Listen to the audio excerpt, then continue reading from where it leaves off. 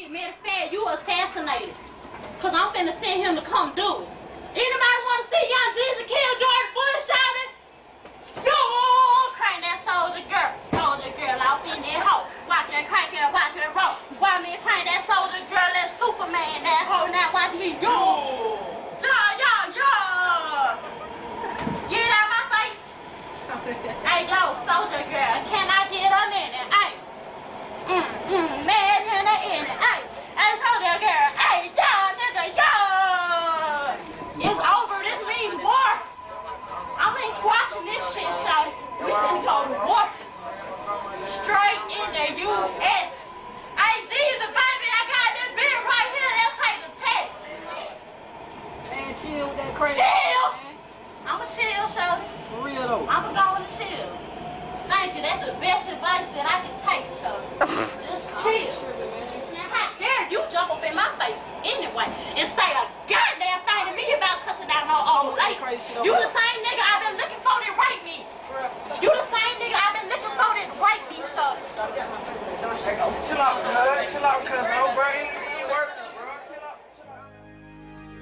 Lights will guide you home. I will try to fix you.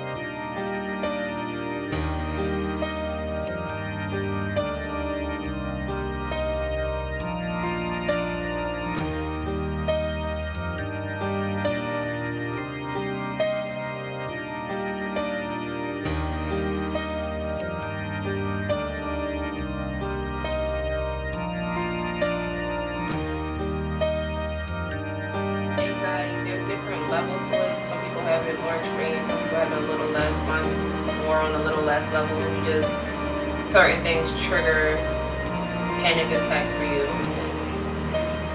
Sometimes you feel like, I guess you feel claustrophobic, like everything is closing in on you, and my heart starts beating real fast. I have shortness of breath. Like I get a really bad headache, which happens for some people, not everybody. And it's just like, you get this feeling like if you try and do what's making you panic, that you're gonna die. So you force yourself to stop doing whatever it is that's causing it. You're always checking the doors. You're afraid something's gonna happen. To this day, I have insomnia. I will stay up all night because I feel more comfortable sleeping during the day. So I'm up 3, 4, 5, 6 o'clock in the morning. It was the first time that I had to be hospitalized in my entire life, and then to be in a mental health clinic. I didn't know what to expect, or I don't know if you could prepare for it or whatever. But yeah, I was locked in. I couldn't get out of the clinic, and I couldn't get out until they felt like I was no longer going to endanger myself or anybody else, which happened to be a period of 2 weeks.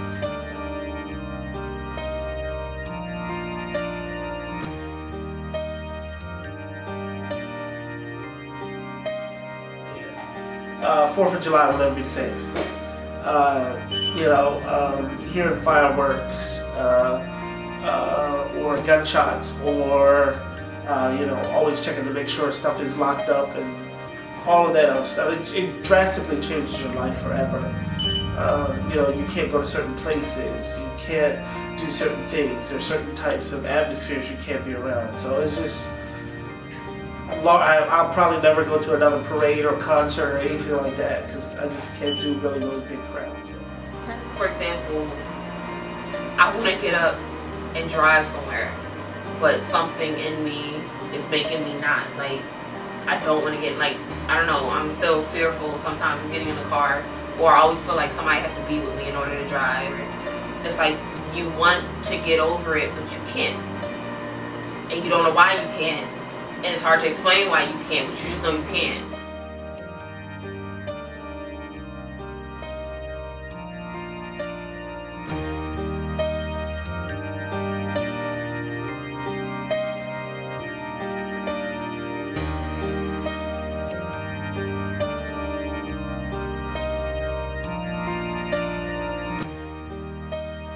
It wasn't related to driving anymore.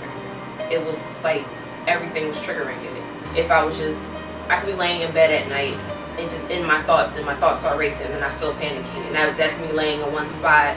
And then I thought it had something to do with being hot. I would be in here in the air conditioner, cool as ever, and I started panicking. Like, it started just bouncing.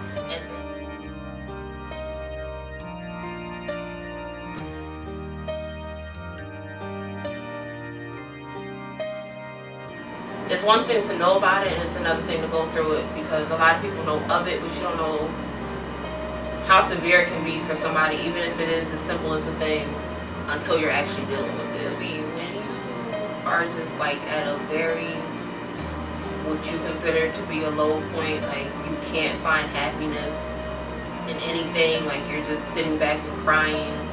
It's just, overall you feel frustrated. Like, you feel a rush of anger and frustration. You just don't want to do it anymore, and that's why you just want to be done. And if you commit suicide, like, it's a way out. It was really bad. I would be depressed for weeks at a time. I mean, I could literally be in bed, no shower, no eating, for an entire week. And this is when I was in school. You know, I was in school, so I had things to do, but I just could not motivate myself to get up, to do anything. I just felt like, what's the use, you know? If like you were gonna get up and a dark cloud was gonna be over you the whole freaking day, so why? But they're not gonna understand your vision because it's not given to them. The only person that's gonna understand your vision is you. You're gonna have to grind for it. You're gonna have to work for it. You gotta put your blood, sweat, and tears into it. If you gotta go by yourself, I'm telling you, it's gonna be better for you to go by yourself than to just depend on people.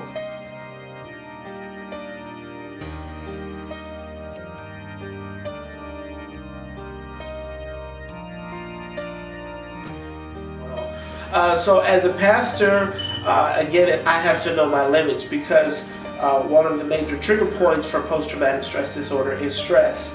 So I have to have certain rest factors, and lots of rest factors throughout the course of my work.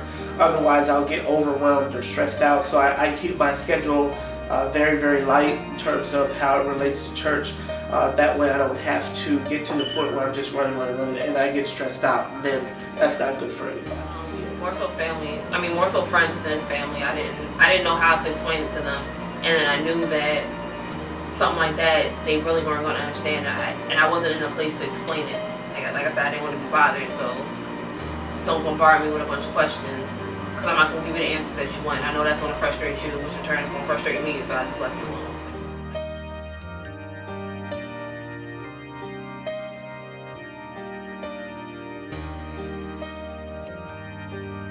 As I'm a die-hard patriot. I've fought and sacrificed for this country. America is not perfect. No country on the entire face of this planet is, but it is the best country in the world. I wear my American flag proudly because I have friends who have fought, bled, and died for it. I have fought and bled for it, it is the land of opportunity. I served with a lot of guys who dealt with depression and suicide and things of that nature, and we would call them broke dicks, you know what I mean? Because we just felt like they were faking it, or they wanted to go home, or something like that. And then when I got back from overseas and we had stories of people who dealt with post-traumatic stress disorder, I thought they were all faking it until I started having the flashbacks and nightmares myself and things of that nature. When I signed up for the Army, I was clueless. I was the first person in my family to have a successful military career. My uncle was in the Army, but he got kicked out. He was only in for 2 years, so he didn't have a lot of experience. So when I joined, I was very green. The recruiter pushed me towards the the job that I had, which was infantry. I had no idea what the infantry was, what they did. I just knew that I wasn't the type of person that could sit behind a desk, and she kind of played that to her advantage. Most of my unit, I was deployed with 175 guys. Most of them were minorities, Hispanic or African American minorities, so I believe that to be true.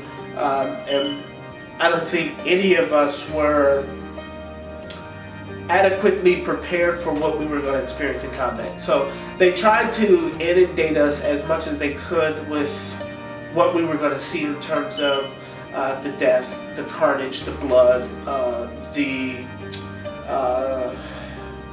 battling, things of that nature. But the reality of it was just it was just nothing that you could prepare for. And my first, when we got into Iraq, we got into Iraq in like November, and the first person that I saw that was actually killed, I just kept saying to myself, this doesn't look like it does. That's the only thing that came to my mind. This doesn't look like it does in the movie. You know, I was expecting this horrendous scene, and it was very, very traumatic, but this was real life, and that was like my welcome to combat. So I say all that to say that the training that we got didn't prepare us adequately for what we were going to experience in combat.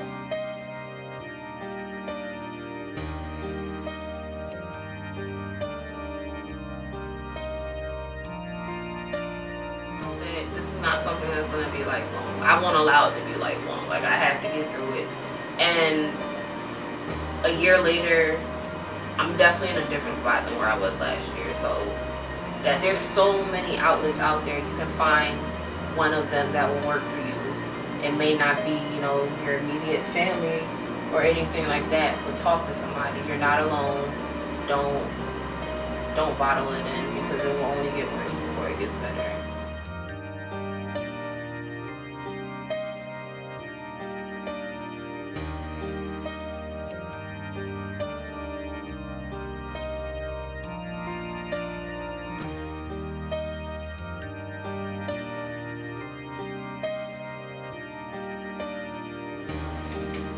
I want to say it's an enemy that you learn to embrace or become your best friend, in a sense, because it's never going away, if that makes sense. So I'll never be cured from PTSD, but I can learn how to cope or manage it better, so that I don't get to the point of where I'm a danger to myself or to anybody. Fear kills more dreams than doubt ever will. I can't tell you the number of people I have talked to who won't do what they feel is inside of them to do because they're afraid. They're afraid. What if it doesn't work out? What if I fail? What if the money doesn't come in like I thought? What if nobody shows up? What if everybody hates it? Fear. What I had to do on this journey to start this church was I had to start asking myself another question. So I acknowledged the fear, but then I had to embrace my faith.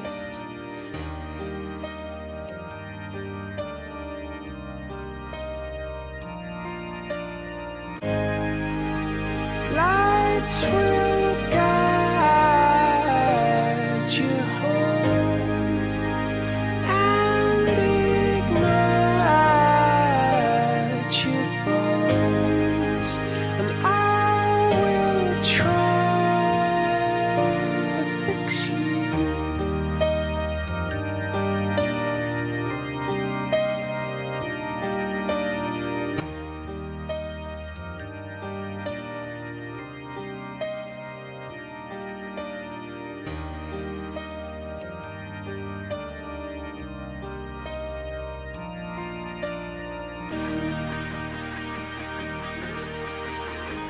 Depression is very, very real, and most people don't realize the impact that it has. It is a mental illness. Depression is a mental illness, and if you find yourself depressed, more often than not, then you probably need to go get some treatment for that, because it's not a good place to be, because of course depression can lead to suicide, you know, and homicide and anger and aggression and all of those things which you don't want to have to do. You know, and my faith kept me going, because I just knew that I was going to get to a point where it was going to get better.